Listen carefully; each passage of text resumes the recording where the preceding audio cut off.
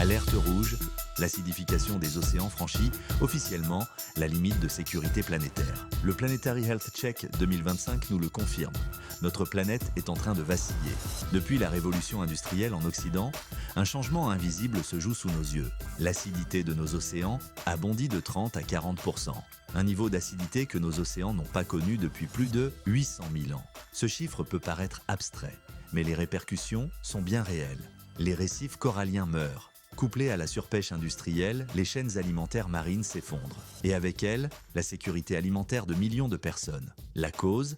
Nos émissions massives de CO2. L'océan a absorbé 150 milliards de tonnes de CO2 depuis 200 ans, représentant 30 à 35% du CO2 émis par l'homme pendant cette période. Ironie du sort. En absorbant une partie de ce CO2, l'océan nous sauve du réchauffement climatique.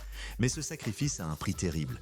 Il transforme nos mers en bains acides qui rongent la vie marine de l'intérieur. L'océan a été notre thermostat planétaire. Il régule le climat, produit notre oxygène, abrite une biodiversité fascinante. Aujourd'hui, ce géant bleu s'affaiblit.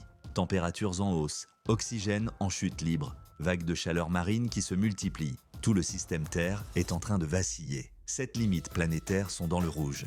Le climat, la biodiversité, les sols, l'eau douce, les cycles naturels, la pollution chimique et désormais l'acidification marine. Toutes évoluent dans la mauvaise direction. Et pire, certaines approchent le point de non-retour. De plus, la biodiversité marine ne joue plus son rôle régulateur, car elle est massivement affectée par les intrants agricoles, les pesticides et biocides, les microplastiques et métaux lourds, l'eutrophisation, l'hypoxie, la fragmentation des habitats. Nous faisons face à une désactivation fonctionnelle du vivant, désactivation des sols et des surfaces, désactivation des cycles du carbone.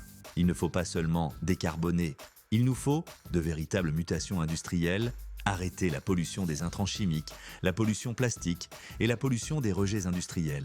Arrêter l'artificialisation des sols par des infrastructures lourdes. C'est bien du vivant dont il s'agit. Mais tout n'est pas perdu. La couche d'ozone se régénère grâce à des décisions politiques courageuses.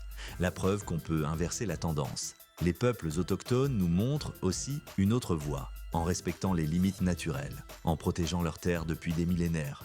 Leurs savoirs ancestraux pourraient bien sauver notre avenir. Le message est limpide. Sans océan en bonne santé, il n'y a pas de planète viable. Aux citoyens d'exiger ce courage politique de nos gouvernements, d'imposer des règles fermes.